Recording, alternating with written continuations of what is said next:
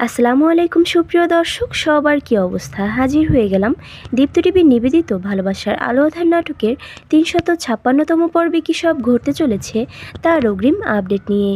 এই পর্বটি কেউ মিস করবেন না, কারণ এই পর্বে আপনারা দেখতে পারবেন শারমিন ম্যাডাম অর্থাৎ মাহিনের মাকে দেখা যাবে সে এবার রাস্তায় হাঁটতে হাঁটতে হঠাৎ দেয়ালে তার ছবি দিয়ে পোস্টার টানানো দেখবে। তার নিজের ছবি দেখে সে এবার পোস্টারটা হাত দিয়ে ছুঁয়ে দেখবে এবং হাসতে থাকবে এবং পাগলের মতো কিছু একটা ভাবতে থাকবে। ওইদিকে নন্দিনীকে দেখা যাবে সে এবার রাইসার হাত থেকে মাহিনের বাড়ি, অফিস সহ সমস্ত প্রপার্টি বাঁচানোর জন্য এগুলোকে সব নিজের নামে করে নেওয়ার সিদ্ধান্ত নিবে। তাই সে এবার জেলখানায় আসবে মাহিনের কাছ থেকে সব কিছু নিজের নামে করে নেওয়ার জন্য সিগনেচার নিতে। কাগজগুলোতে সিগনেচার করতে দিলে মাহিন কোনো কিছু না দেখেই সিগনেচার করে দিবে।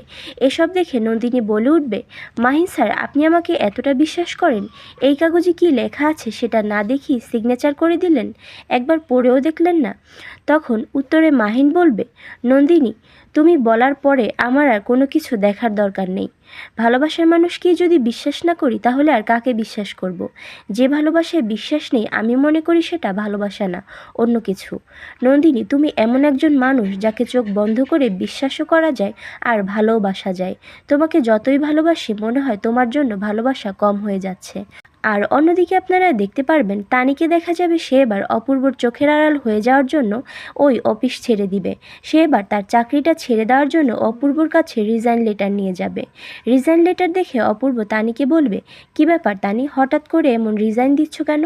উত্তরে তানি বলে উঠবে, অপূর্ব ভাই, আমি আর এই অফিসে থাকতে চাচ্ছি না।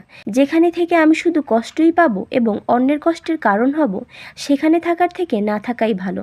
এই বলে যখন তানি সেখান থেকে চলে যেতে শুরু করবে তখন অপূর্ব তানিকে থামিয়ে দিয়ে বলবে, তানি, তুমি এভাবে চলে গেলে আমার পাশে কে থাকবে? আমাকে বোঝার মতো তাহলে আর কেউই থাকবে না, আমি পুরো একা হয়ে যাব। প্লিজ এভাবে চলে যেও না।